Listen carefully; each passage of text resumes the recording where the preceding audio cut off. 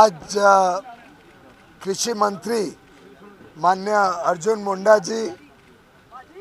गृह मंत्री राज्य माननीय नित्यानंद राय जी और पंजाब सरकार के मुख्यमंत्री माननीय श्री भगवंत मान जी और सभी केंद्र और राज्य सरकार के अधिकारियों ने संयुक्त किसान मोर्चा नॉन पॉलिटिकल और भारतीय किसान मजदूर यूनियन और अन्य कुछ किसान संगठनों के प्रतिनिधियों के साथ बहुत ही अच्छे वातावरण में एक सकारात्मक चर्चा नए विचारों के साथ, नई सोच के साथ कैसे भारत के किसानों के हित में जो माननीय प्रधानमंत्री नरेंद्र मोदी जी ने 10 वर्ष में अलग अलग काम किए उसको और आगे बढ़ाने के हिसाब से लंबी चर्चा हुई है। माननीय प्रधानमंत्री नरेंद्र मोदी जी सदैव भारत के किसानों की चिंता करते हैं।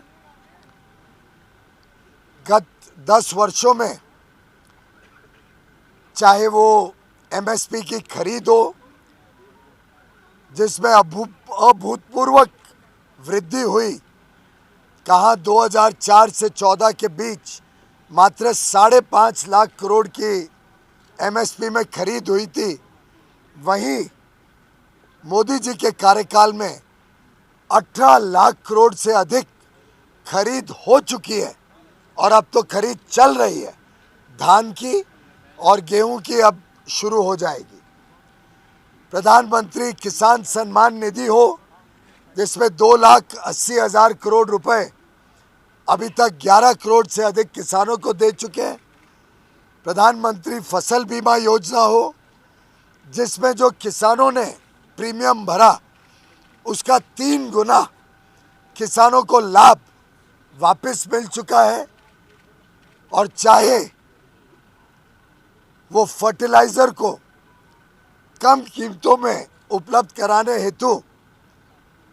यूपीए के समय से बढ़कर लगभग 3 गुना सब्सिडी सालाना देने की बात हो, प्रधानमंत्री नरेंद्र मोदी जी की सरकार उनके संवेदनशील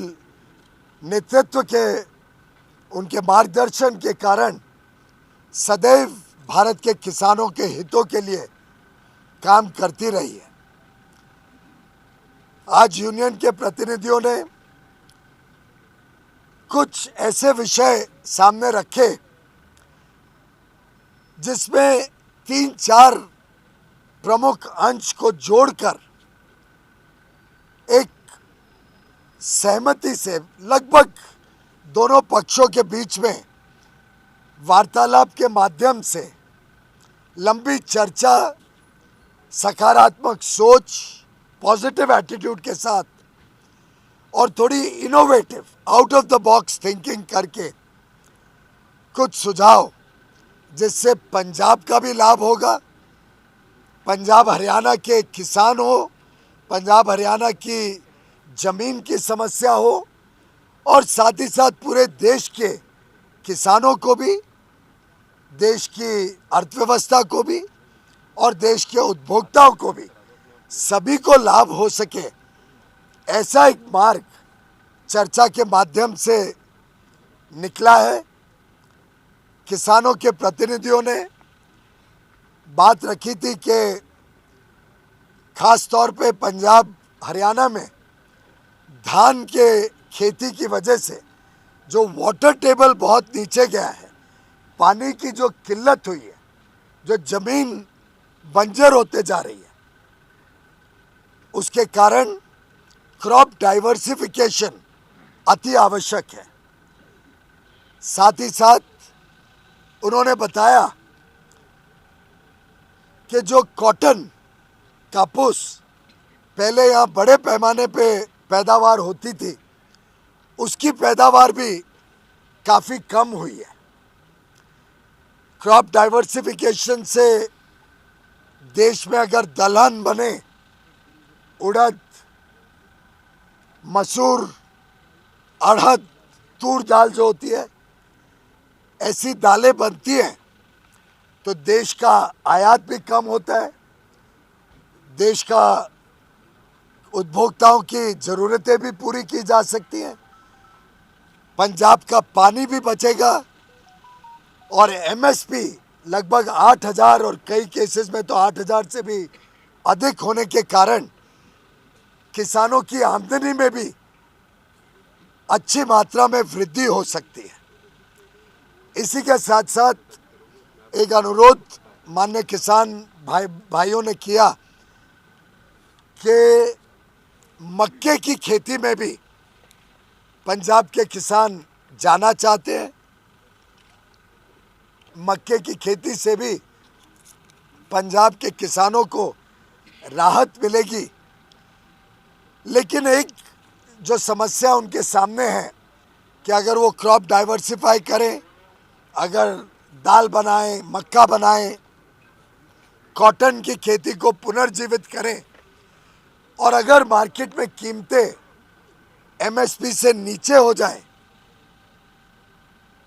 तो उनको नुकसान होगा किसानों को। और वो चाहते थे कि इसका कोई एक ऐसा मार्ग बने जिससे किसानों को भी लाभ हो और देश को भी लाभ हो और प्रदेश को भी लाभ हो। तो हमने एक प्रस्ताव आज चर्चा किया है, बड़े अच्छे माहौल में किसान संगठनों ने, नेताओं ने, माननीय कृषि मंत्री जी ने और पंजाब सरकार ने बहुत ही एक innovative out of the box idea पे चर्चा की है कि सरकार की प्रमोटेड जो कोऑपरेटिव सोसाइटीज़ हैं, चाहे वो एनसीसीएफ हो, national consumer cooperative federation, NAFED, ऐसी संस्थाओं द्वारा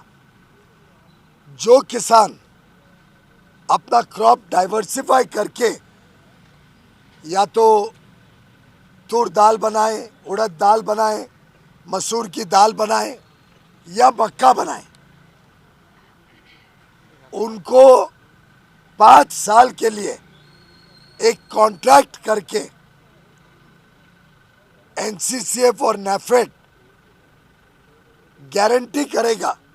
कि अगले 5 साल तक जो भी क्रॉप डाइवर्सिफाई करके ये 4 प्रोडक्ट्स बनाएगा, 4 उत्पादन खेती के करेगा,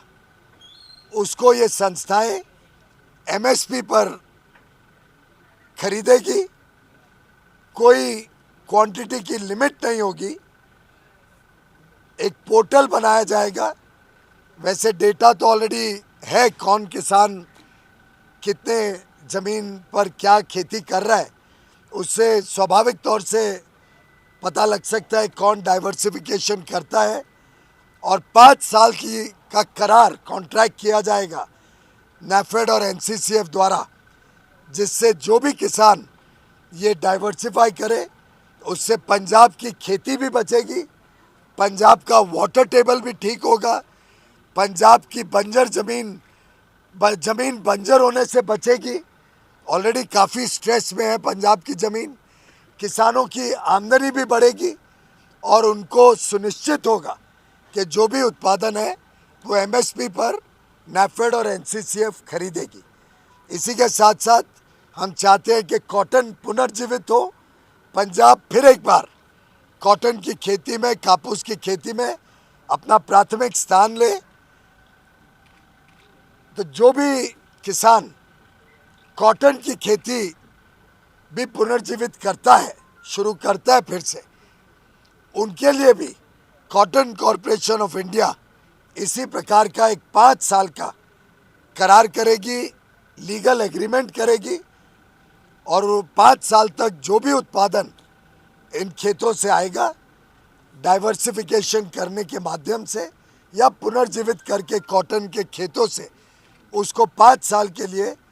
एमएसपी पर, जो सीएससीपी द्वारा निर्धारित एमएसपी होते हैं, उस पर खरीदने का एक प्रस्ताव सामने आया है। किसान संगठनों ने बताया कि वो यहाँ पर इस पर निर्णय लेने के बदले कल सुबह तक हमें अपना निर्णय बताएंगे। हम भी दिल्ली जाके बाकी जो विभाग है और एनसीसीएफ नैफेड से चर्चा कर लेंगे और मेरा विश्वास है जिस अच्छे वातावरण में आज की चर्चा हुई है उस वातावरण में दोनों पक्ष सकारात्मक सोच के साथ, पॉजिटिव थिंकिंग के साथ आगे बढ़ेंगे।